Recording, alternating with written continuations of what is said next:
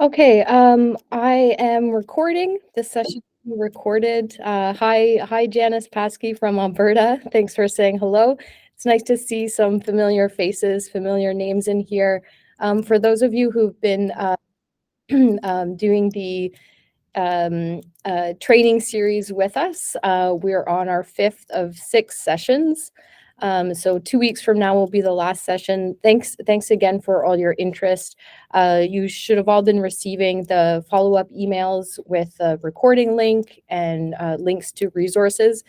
This week will be the same. I'll send out a link to this recording and resources as well following the session. And you can follow up with me if you have any questions about that. I want to say as well, thank you very much to Keaton Davis for being here. Keaton is the partner operations manager with YouTube in Canada. He works with news organizations to help them optimize their YouTube channels. So he'll lead the majority of this session and is going to talk in more detail about YouTube formats, how they work, what you should know, how to use YouTube to drive viewers back to your website. And we'll talk through some ideas for making YouTube formats fit into the work you may already be doing. I'm just going to quickly open it up by sharing some findings from this report. So this is from the Press Gazette. Every year they do a report of top English language news organizations on YouTube.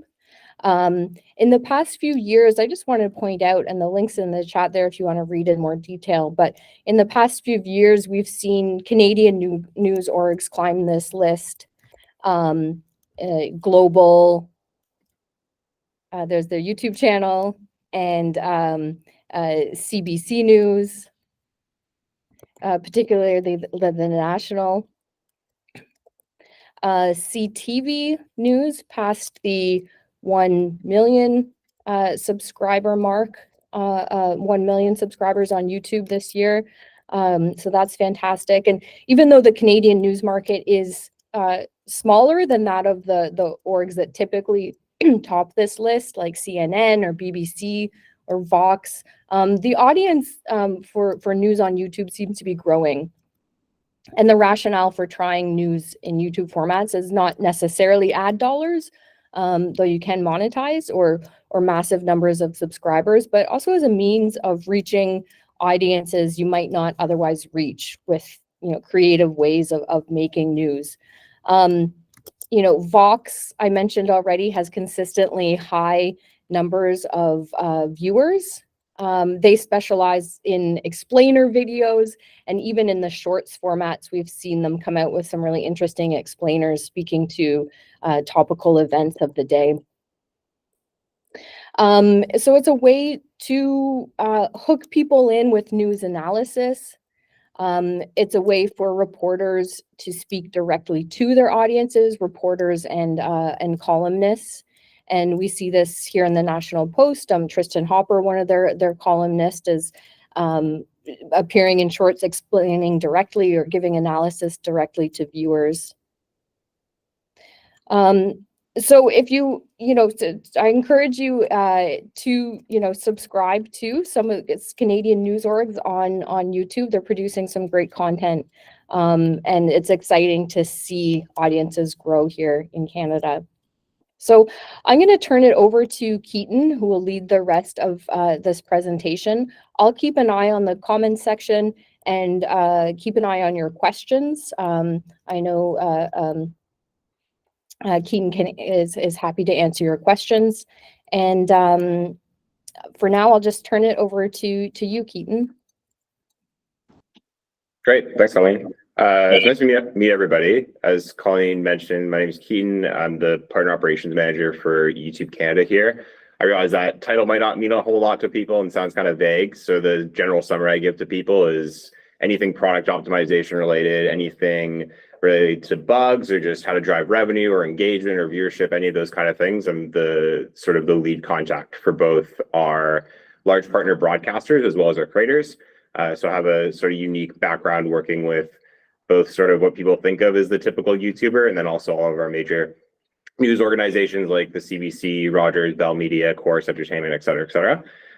So as Colleen mentioned, if you have any questions, feel free to pop those in the chat, and I'll leave some time at the end if there's anything specific you want to know, myth busting stuff, which option should I pick between this? We're kind of stuck on how to approach our channel. But I was just going to go through some of the sort of initial fundamentals and kind of highlights that I go through with any partner of any size when I work through them.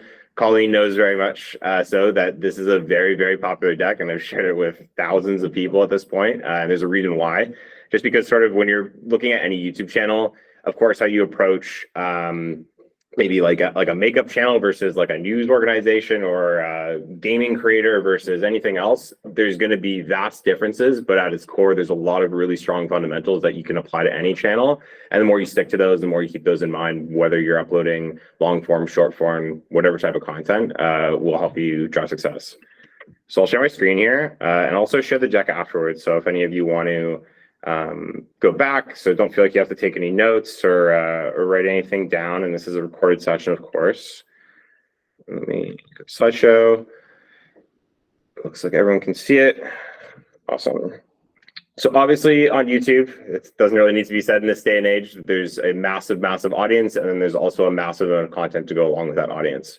So obviously the goal between those two elements is to connect them to each other. As we know with YouTube, I'm sure if you were all to open up your home pages right now and compare them one by one to each other, there would be hundreds of topics covered and hundreds of types of creators and videos and publishers and things like that. So when we're talking about sort of breaking down how to look at any kind of YouTube channel just from an optimization and sort of development standpoint, there's sort of these 4 buckets that I like to go through in order. So first, obviously, talking about branding, which Colleen got into a little bit with talking about Vox and how they've sort of found their success on YouTube, and then going some items about discoverability, and then looking at some of the larger growth pieces around returning audiences and keeping your audiences engaged and making sure they're coming back to your channel for engaging content and things like that. Awesome. So starting off with branding. Keep it simple, go right to the main page, sort of the billboard of your channel, if you will. Obviously, the homepage isn't going to be the make or break for channel success. It's not necessarily going to be even the biggest driver of traffic source. But the thing I always like to highlight is there's a massive number of ways that an audience could find your channel or interact with your videos. So the more consistent you are across all those different paths that they could take to find you, the better. Along with that, the homepage is really the only place on YouTube that you can actually choose exactly what your audience is seeing. Of course, if you're going through your homepage or you're already watching a video and you see those browse segments, or you go to the news shelf, or you go to the gaming shelf or the sports shelf or whatever it is, those feeds are all sort of optimized based on your viewership trends and what you're looking to engage with, because the audience or the algorithm is always trying to serve you new engaging content based on what you've been participating with. But the homepage is really the only place where you can choose exactly what the audience member sees. There's a couple of really strong best practices. Obviously, just keeping everything like high quality and renders properly, which I'll get into a bit. Just talking about different content formats and device formats and things like that. But your channel banner, your channel name, icon, welcome video, channel sections, those are all things that you should make sure are up to date. The channel banner is a really great place to communicate, obviously, your brand and sort of what the channel is about. But if you want to communicate your schedule and tell the audience, hey, every Tuesday and Thursday, we upload new videos, or on the 3rd week of every month, we do a big investigative series, or we have this big flagship sort of tentpole event that we're posting, that's a great place to post it, in addition to things like your descriptions and, of course, on other social platforms, wherever you're active. And then the rest of the content as well, channel name, channel icon, wouldn't really say you need to mess with that too much. Just make sure that it's sort of recognizable and representative of your brand. And then like welcome video and channel sections, make sure that you're sort of keeping those up to date. The welcome video doesn't have to be like an introduction video you have to go and make separately. I have a lot of partners and creators I work with who just put their newest video up there. So it's just the new spotlight is right there in the center when you come on the homepage. And then your channel sections, you can organize it based on the content that you want them to see. We'll talk a bit more about playlists and shorts a little bit in the future. But the other thing I'll highlight too Some of the myth busting stuff I kind of hear is there any penalty? Like, oh, I can only change my playlist so often, or I shouldn't be changing my channel banner or anything like that. Outside of the icon and the name, just for branding purposes and recognition of your presence on the platform, all this stuff can change as much as you want. There's no penalty. So if you want to change your channel banner every season or every month or every time there's a major update in the news cycle or some world event that's happening, totally do it. The thing I will always say, kind of blunt, but your audience is not stupid. They will pick up on the smallest of little details, whether that's that you're changing your outro end cards every few videos. People will notice and they will recognize that you're putting in that extra effort, and they'll see those attention to detail pieces, changing your channel banner, updating your playlist, making sure that thumbnails are high quality and really visible and pop on the platform and are attractive to see. But they'll pick up on those little things for sure. So don't ever discredit what people will notice on the channel. And then jumping to sort of some of the multi-format stuff, which we'll get into a little bit more.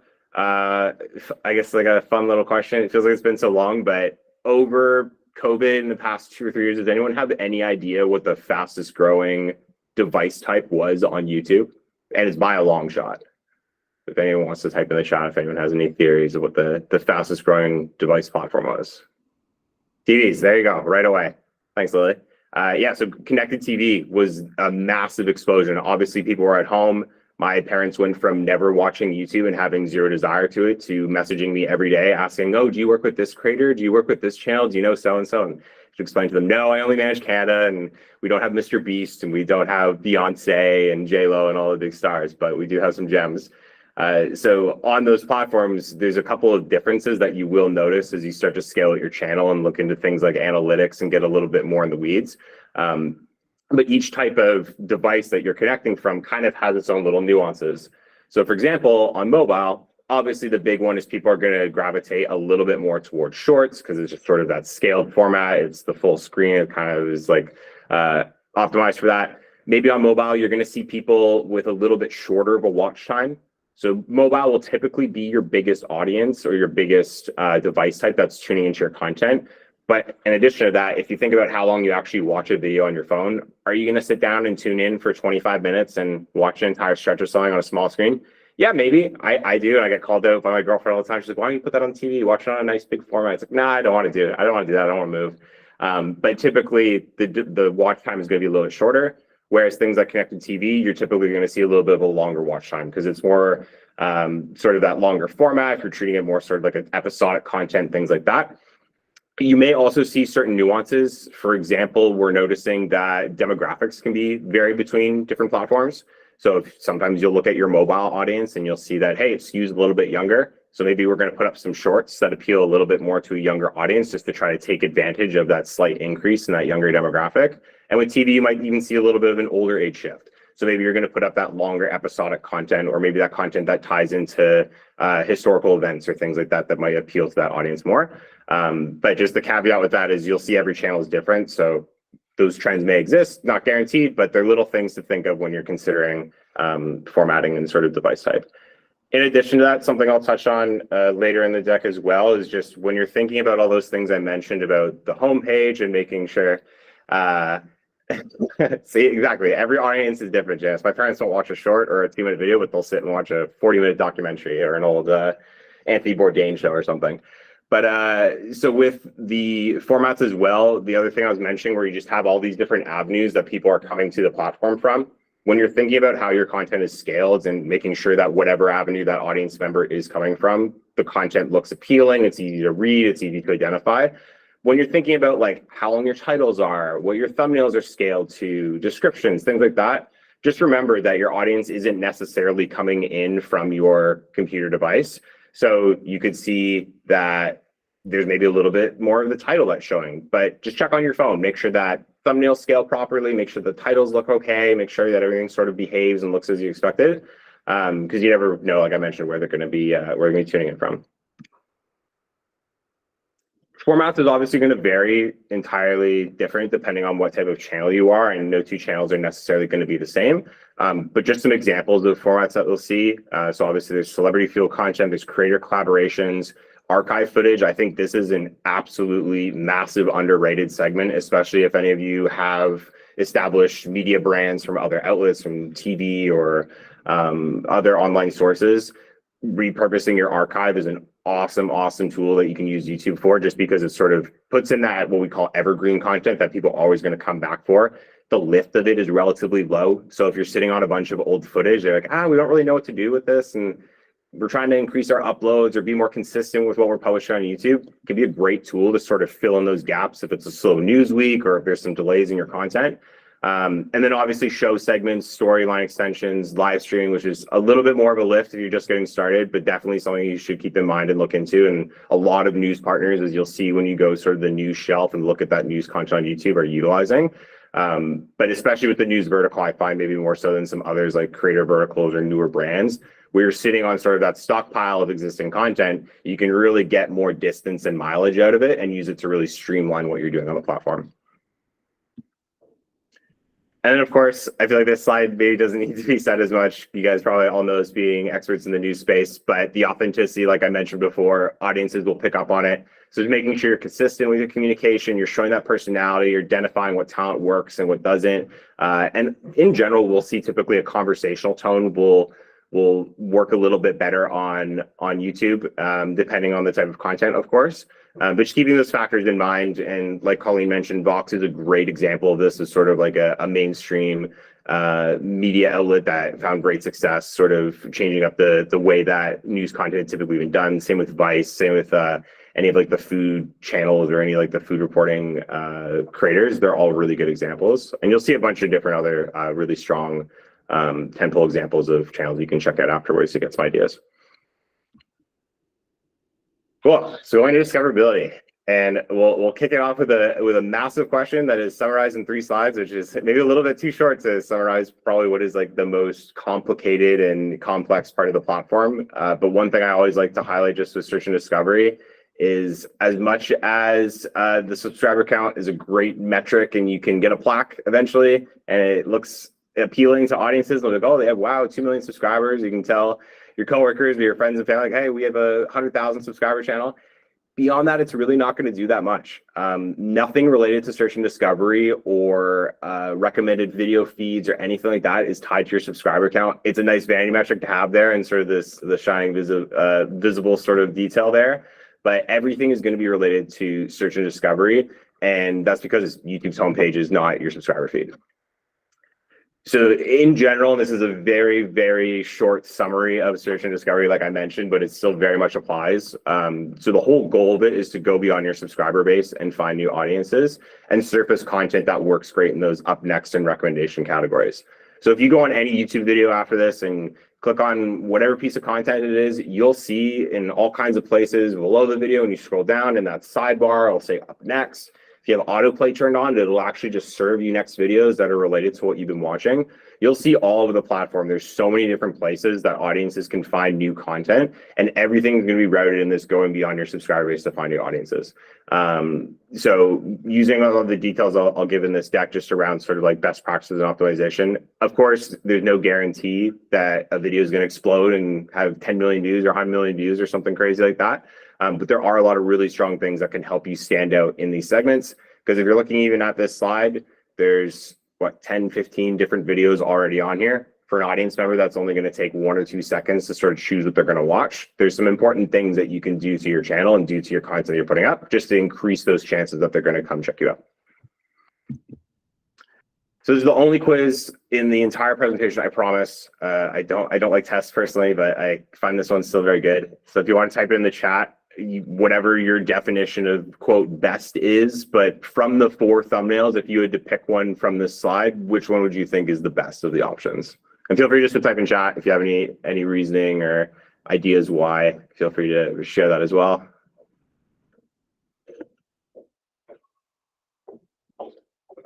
Got C, oh, lots of C's. Got A, okay, cool. C, D, A.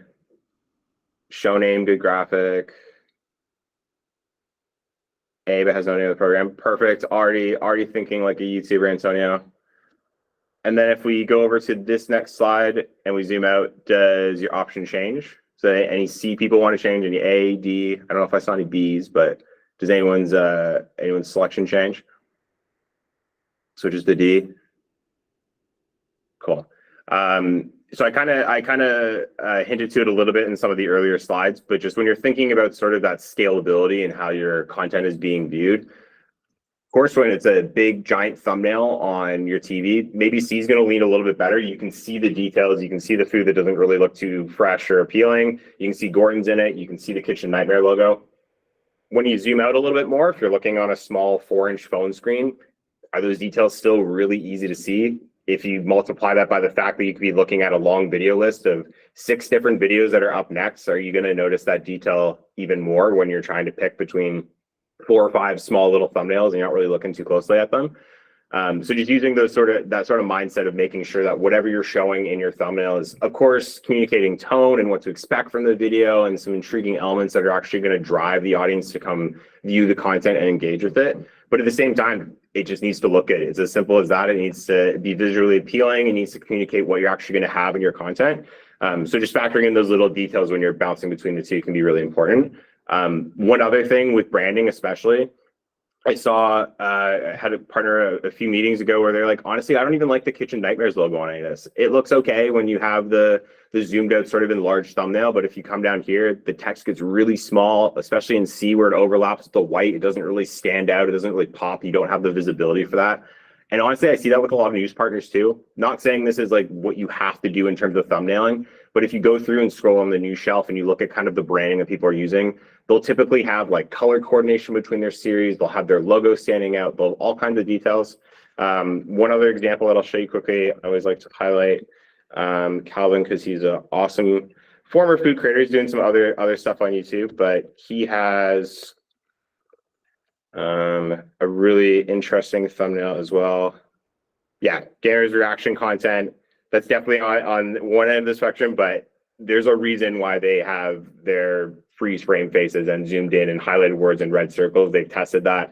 If you go look at any of the interviews Mr. Beast has done, he talks really, Jack Frags does a ton of that stuff too. If you look at sort of his history on YouTube and what he did, he would literally go through and test one thumbnail, change it slightly. If you follow his Twitter, you'll see he's like, oh, well, I actually found out from this study of 200,000 impressions that keeping my mouth open in videos actually typically trends a little bit stronger for CTR.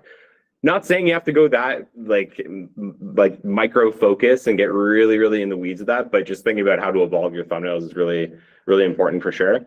And just to make it even more confusing, just to totally switch it up on you, Alvin is a really cool food creator.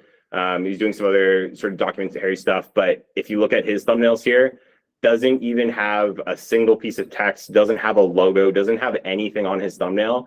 But I guarantee if you see this video, all of the shots look quite impressive and have their own stylistic tone to them. But you can also sort of tell, like if you put these 5 images in like in a collage and didn't have any other details around them, you can kind of see the elements around sort of the foreground, the forefront, the lighting, the textures used in the thumbnails. There's still that brand recognition. So it doesn't have to exist in the form of, oh, okay, well, we have a logo here, and then we just have a dead shot of these news anchors, and that's going to be our format every time. Go beyond that and think about what are the little details that you can use to build that recognition. Because like I mentioned, especially over the years, and there's been tons of new creators coming in from shorts and all their avenues, but the platform is growing and is continuing to growing, so it's getting even more competitive. So figuring out how to have your stuff stand out is going to be more important than ever.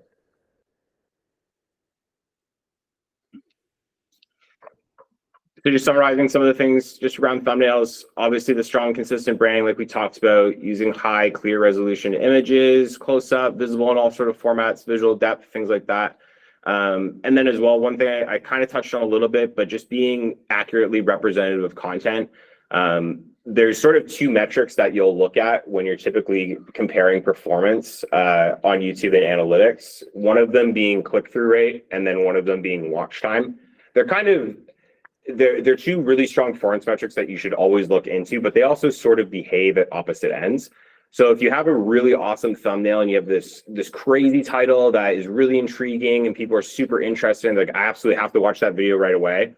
But then they get into the video and they start watching it and it's maybe not picking up as much. The action and excitement they thought they were going to get from the thumbnail and the title isn't quite there in the video.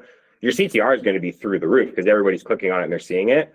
But when you look at your watch time and how long people are actually engaging with the content and viewing what you have posted, if that's low, ultimately the performance of your channel is probably going to suffer. Whether it's from a revenue perspective, just from an engagement perspective and having that content served up. Example I use is if you watch a movie trailer and there's car chases and explosions and gunfights and all kinds of high action energy, and then you watch the video and it's two people quietly talking in a room for an hour and a half, probably going to feel like you weren't really getting what you were expected in the content. And the same thing can apply. So as much as you definitely should have intriguing thumbnails that are super visible and like really pop in terms of contrast, you don't want to have that disparity between what the content of the video actually is and then what you're advertising it to be. Going along with thumbnails, getting into titling, which is equally important.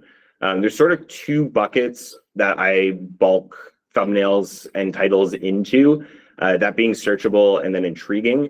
They're not mutually exclusive, so you don't have to necessarily stick to one or the other. They're fluid, so you can do any kind of mix in between. But if we think about searchable, it's sort of your stereotypical news titles we'll see here with the BBC News. So very descriptive, liquid water has been found on Mars, says NASA, BBC News.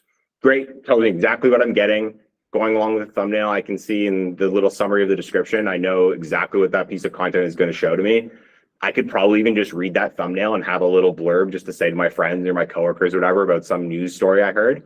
But beyond that, there's not really anything that's sort of drawing me into the video unless you're specifically looking for stuff around NASA, Mars. As well, like the keyword usage on here is great. So it has lots of searchable terms, NASA, BBC, Mars, and like that quoted headline.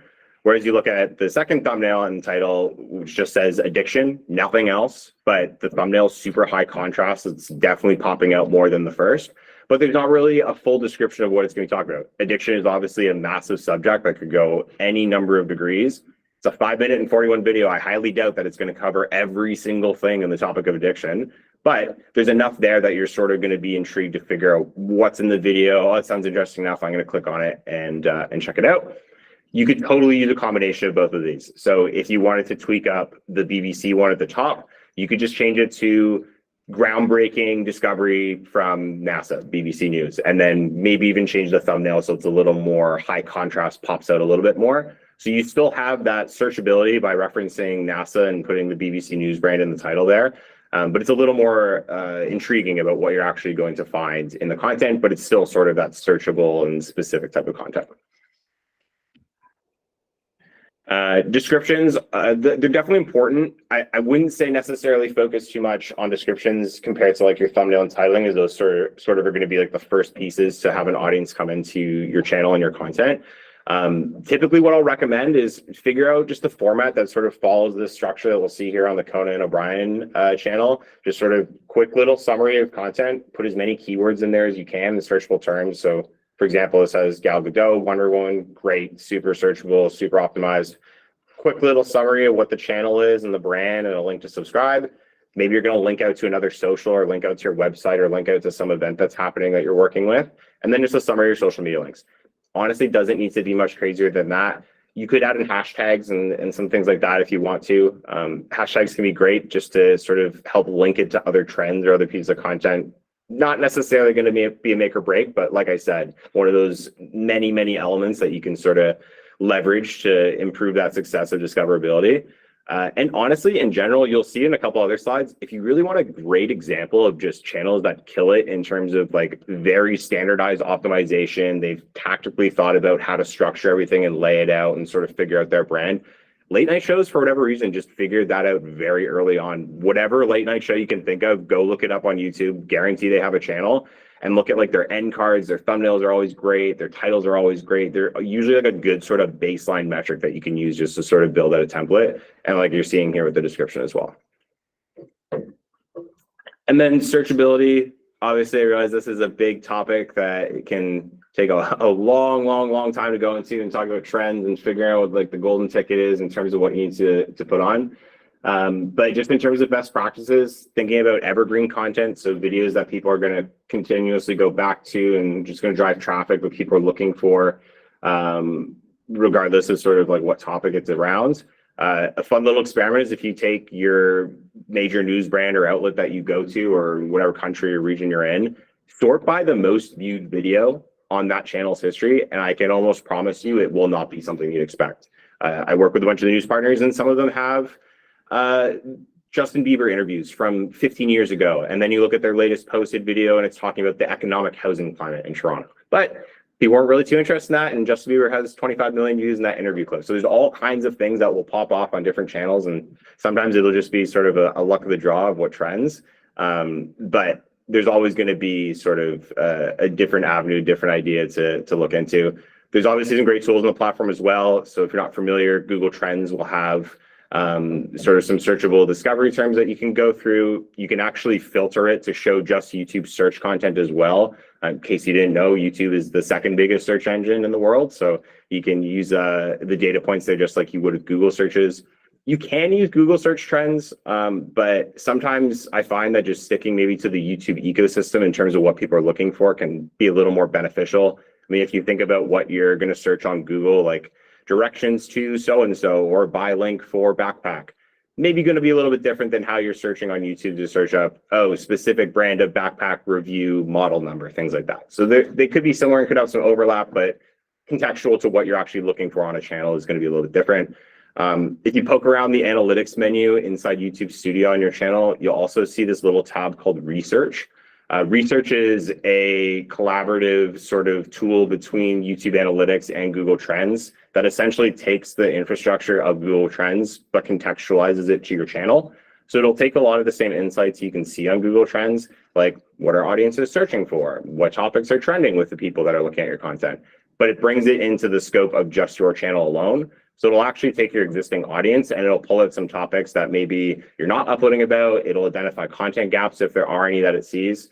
Like I said before, it's not going to be that guaranteed sort of huge trending video, but it's just another way to sort of figure out what kind of avenue should we go down. Let's try something in this topic or whatnot. And then, like I said before, as we went over, titles, thumbnails, descriptions, promotion for audiences to discover what you're posting is really important as well. And just using all those things in combination will help you find success. And then keeping viewers watching. So this will get a little bit more into the specific details around your channels. But playlists are really, really important, especially if you're uploading episodic or series content, or even just around particular events. Like, for example, if you're doing Olympics coverage, put all your Olympics videos in a particular category or sport, or even just for the year in your playlist. They're a great way to drive continual watch time and help just sort of organize your channel. Sometimes if you go on, especially with news channels where they're covering so many different topics and timelines and places in the world, it can get a little tricky when you're just looking at your videos to sort of see what is all the content only about the Canadian economy versus, I want to look at world news or I want to look at political news. Using playlists can help you sort of give the audience categories to browse to find that information a little bit more easily. And then, of course, they click on the playlist and like, okay, like that was a good video. All right, I'm just going to let the next one play and the next one play. There's some added watch time to drive your channel performance as well. And then, of course, you can link those playlists out in other social platforms on your website, wherever it may be. Info cards as well. You'll see these pop up inside your video. You could link these to relevant sources. So in this case, if you're talking about a particular hashtag, a particular program or initiative, link it there so audiences can engage with it and they can go and see more information about whatever that resource may be, and it'll work across all devices like you see here. Video overlays as well. So you'll see branding watermarks, gets you to just put your channel logo so people can see that content as well and the brand associated with it. That subscribe button.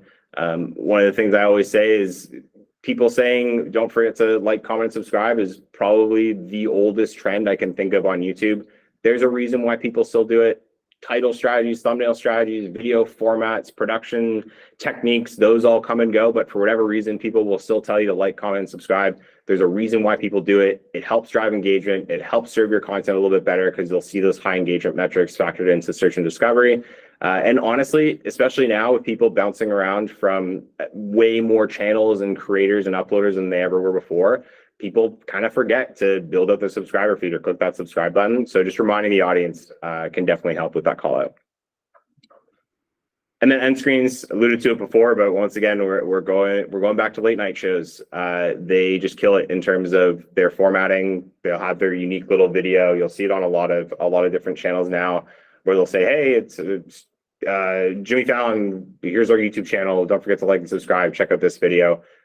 Similar to the homepage, if you remember from one of the earlier slides, this is actually one of the other few places you can choose what videos are coming up.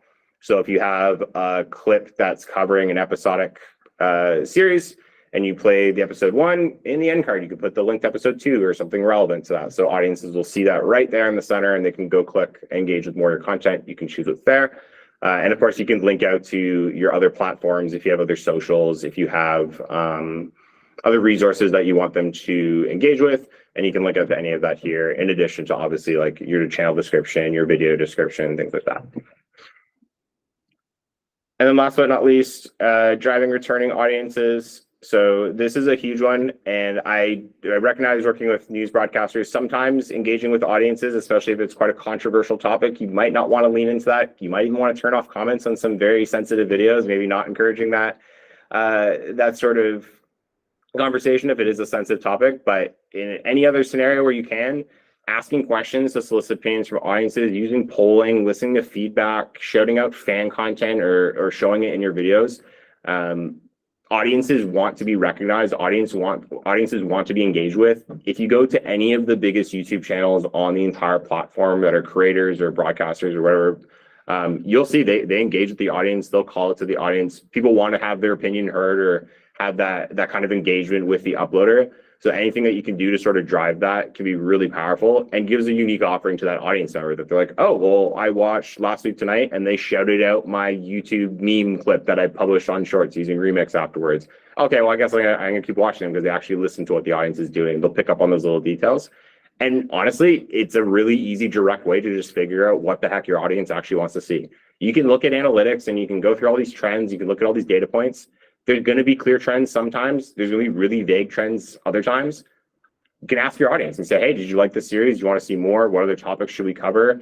What else should we dive into? Should we do more interviews like this, et cetera? It can be a great way to sort of directly connect with your audience and figure out what they're actually looking for. And then appointment viewing, I talked about it when we were looking at the channel page, but one of the big questions I get all the time from any type of channel is, how often should I upload? What's the best number of videos to publish a week? How many shorts should I publish versus how many long forms versus live streams? There is no right answer. Channels will do it entirely differently and find success or not find success using any kind of strategy. The most important thing over anything else is just making sure you're consistent. Consistency is one of the most beloved things by search and discovery on the platform, and uploading on a regular schedule in addition to communicating that schedule, you'll find the greatest success there. So as long as you're sticking with a consistent schedule of uploading 2 videos a week, every week, that's awesome. Don't feel like you need to bounce up to 10 videos a week and then go back to 0, and then you take a break for a month, and then you put up 3 videos, and then you go back. The algorithm is always looking for new content to serve. And if you're consistently a reliable source of content that's being published on the site, that's going to benefit you. It doesn't matter sort of how many videos you're uploading right at the beginning. If you just start with 1 a week, that's totally fine as long as you're consistent to it. And then what you can do is just figure out sort of what your benchmark or what your average is of what you're posting, and then try to increase that. With that being said, make sure it's scalable, make sure you're not burning out and getting to a point where it's like, oh shoot, like we're at 25 videos a week now and we don't have a great system to do this. We just don't have content. You're just sort of publishing lower and lower quality content. Of course, there's a trade-off point, but making sure it's consistent. Certain strategies, like I mentioned before, could be great to increase that upload frequency. So if you're shooting content in blocks, there's so many different ways to repurpose that and repurpose archive content. You could take an hour and a half worth of footage. You could make 3 videos out of it. You could do some B-roll and make a short. You could do a behind the scenes video and drop it a week later in addition to sort of the main video. You can leverage all those kinds of resources. One strategy that I see a lot of like entertainment broadcast partners use is they will literally have in their Google Calendar or whatever calendar software they're using, they will put up the dates of, okay, when is the new Taylor Swift album coming out?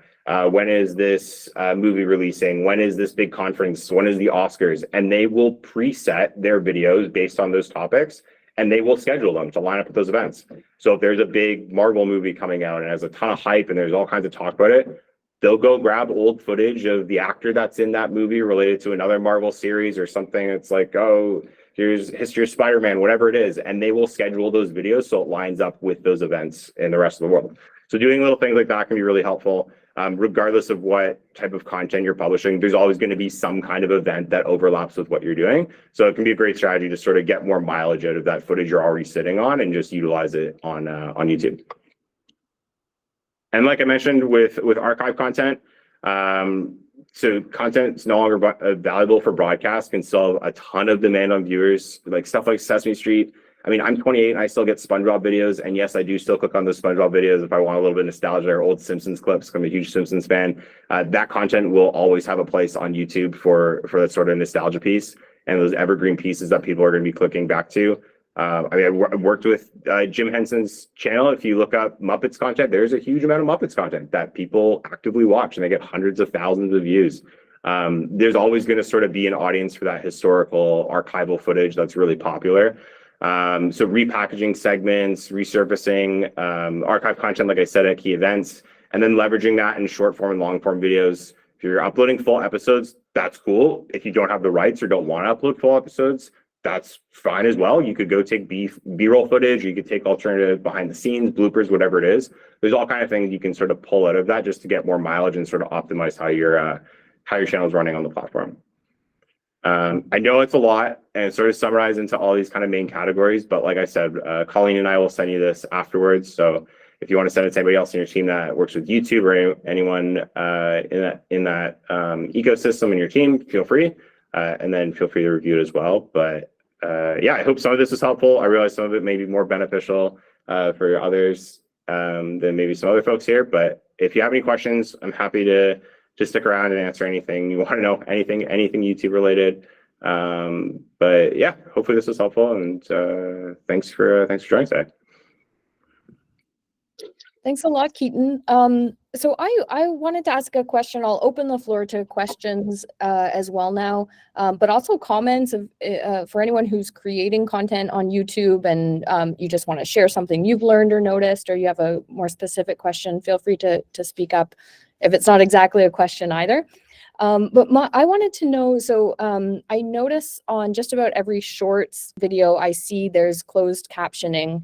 Is that a automatic, Keaton, or is that an intentional choice? And I mean, in general, do you think videos should be closed captioned, so where the text appears alongside the audio track? Yeah, so that as a general trend actually sort of kind of evolved from creators and uploaders sort of experimenting and noticing trends. And the overall theory behind that was, well, if it's a short content, people are likely going to be on their mobile device because that's where typically shorts are viewed. Well, if you're in public, you're not necessarily, assuming you're a considerate person not blasting videos with no headphones on the train, going to watch that with the volume off. Context clues and sort of details about the dialogue, putting that in a subtitle can be really helpful. It's definitely a strong strategy if you're able to do it, to utilize. In terms of automation, there are automated closed captions on long form. I don't believe they're on shorts yet. I'm not sure if and when they're coming. But yeah, it's definitely something, to experiment with any of that stuff. I mean, if you don't know if it's going to work, the only way to find out is to try it. Feel free just to experiment on a couple of videos and you're like, gosh, it wasn't worth the time, didn't really seem to add any value. That's cool too. But yeah, it's definitely a great strategy you can utilize on shorts for sure. There's a reason why so many people are doing it. So someone's obviously finding success. Okay, thanks. And there's a question from Lily. Well, lots of thanks as well. So that's great. And from Lily, is A/B testing coming for titles? I sure hope so. You all may have seen that the A/B thumbnail testing sort of confirmation was published a little while ago in live events and also in some newsletters. The A/B thumbnail testing launch is coming up towards the beginning of next year. You'll see more details if and when that comes through. It's probably the most asked for feature I've ever seen at YouTube, to be honest. Titling, I would love to see it. I think they are thinking about it and they're looking into it in terms of more concrete deadlines and sort of what that looks like. I mean, I would think that's the next logical evolution. I haven't heard anything, but as soon as anything comes up, just knowing how popular that topic is, you'll see it for sure. But I really do hope so.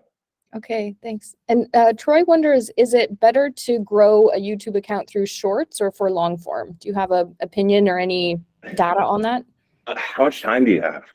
13 yeah, minutes. so it's definitely sort of that point we're seeing that we hadn't really seen before, where especially over COVID, there's this huge explosion of creators that we're having that were shorts creators first, and they'd never really done long form. And now they're like, oh, okay, well, we blew up in shorts. Let's transition to longer form content.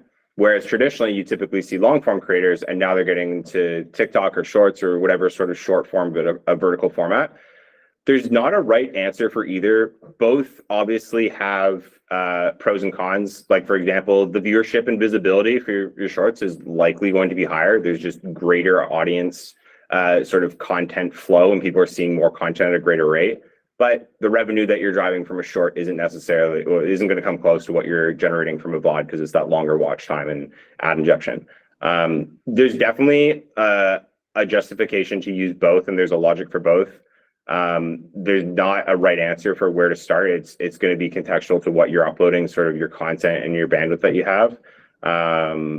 But yeah, I mean, another thing I'm seeing with shorts as well is it can be a great promotional marketing tool. So if any of you sell sponsorships or you work on ads, having shorts presence for sponsorship deals, if you're in that world, is a great tool to sort of be like, hey, well, we have shorts that we publish and we get X amount of views from this, and you sort of put up those big shiny metrics of viewership audience. That could be a great way to do it. But in terms of sort of like core revenue driving and AdSense dollars and things like that, it's going to be more in VOD, and obviously the tone and type of content you're going to do is going to be different. Okay. Melinda asks if you can talk about uploading similar content, and maybe this is sort of an interesting, you could speak more about sort of regular form videos, and Melinda, maybe you're talking about broadcasts, but this might apply to regular length YouTube videos and shorts as well. But Melinda says, if we're cutting excerpts out of a larger show, is there an issue with redundancy, saturation? Should those be spaced out? So to a degree, there's always going to be sort of content fatigue. Like if you are taking like a full broadcast and you're chopping it in up into like 30-second shorts, and they could watch the whole thing through all those 30-second shorts, probably not the best use of time or for efficiency. But yeah, pulling out those excerpts and pulling out those key moments, definitely something that you should be doing if you're putting up those full broadcasts, or even if you're not. There's not going to be any issues you're going to run into in terms of like content getting flagged or like hit for spam, unless you're uploading like the same video over and over and over. You're just reposting from a different channel. That's totally fine.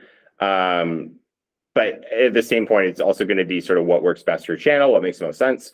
Like one thing I've heard a lot from shorts creators and from people in the short space is they've gotten comments from a lot of their audience members. They're like, man, it feels like when I go on YouTube Shorts, and then I go on TikTok, and then I go on Instagram Reels, I'm seeing the same video just in 3 different places. So they're in that short space. They're definitely starting to see more sort of a recycling of content and kind of just being on all the same places.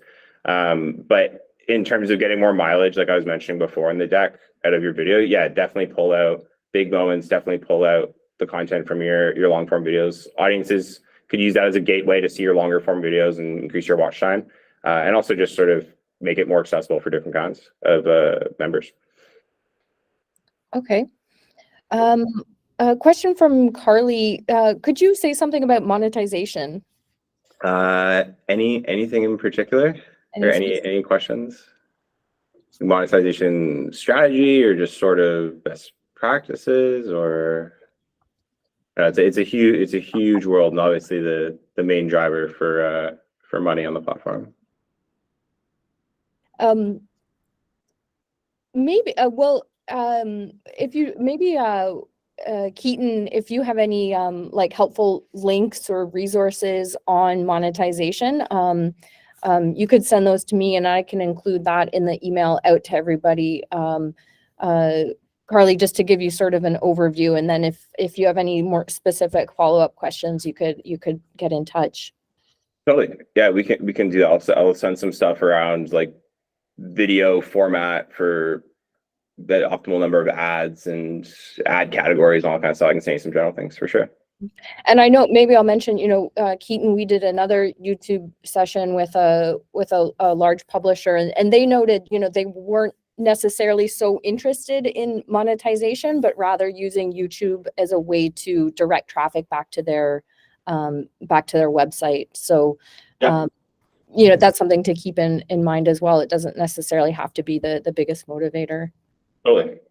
And Lily, I'll get to your question, but just keeping on the monetization thread here, Owen asks, what about monetization as it pertains to shorts? So can shorts drive audiences to long form content on the channel? And would that be an advisable strategy?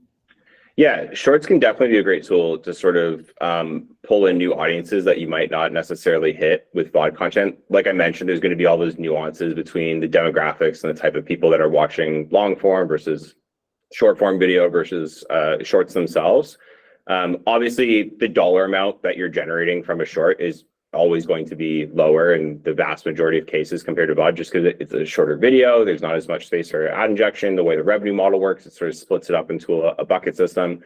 But in terms of monetization is sort of driving it, there's a lot of things you can do with shorts for sure, whether that's giving sort of like previews, or if you're pulling out sort of like, okay, well, here's just this really intriguing point from the video. And then you actually see now, I think it's on Android now too. I know it's definitely on iPhone. There's an option to link your short form video back to the long form video. So you could almost use shorts as like a preview and be like, hey, we're gonna cast this bait to the audience and be like, hey, like you should totally check out this long form video. We're gonna call it out, click this button right here, and you're in the video. But here's this like really interesting, intriguing, high action moment to sort of draw them into the channel. But yeah, definitely play around with it, experiment. The other great thing about shorts is the time investment and dedication to putting up a short is a lot lower compared to what a long form video is. I see a lot of partners that will experiment with different personalities, different topics, different video formats. Like one of the channels, I actually just visited them yesterday. If you look up Hacksmith, they're a science and engineering channel based out of Canada. They use shorts to test out like, oh, should we try this experiment? Should we try this build? Should we do this kind of thing? And based on the audience reaction, they'll pursue that. Just biasing this to my interest in what I watch, but also Donut Media. I'm a big car person. So they will actually test out like video series on their shorts form, because it's just easier to sort of experiment there and see if it's something worth investing the time and money into. So there's all kinds of things you can use shorts for, and I can share some resources afterwards, but definitely experiment with it. I mean, that's going to be the best way to find success, is just trying it all out. And just one more follow-up question to that before we get to the last question about thumbnails. But are there any plans to allow shorts to be longer than 60 seconds, given that, you know, content as it needs to be shown on multiple platforms often needs to be recut for shorts? So yep. Any plans to make shorts longer? Yeah, so shorts themselves are likely not going to change from the 60-second time cap that they're at now, just because that whole shelf and how it's designed. That being said, you can actually upload longer format vertical video. As long as you just scale it. I can send the guide for it after. If you scale your video upload, it'll actually automatically format it into a vertical orientation. It won't be shown in the shorts shelf because, I mean, how short is a short? That's 25 minutes long. But you can actually have long form vertical content that'll be served just along the VOD content if you wanted to sort of lean into that middle ground of people who are watching longer videos on mobile, if that's something you see as a benefit. Okay.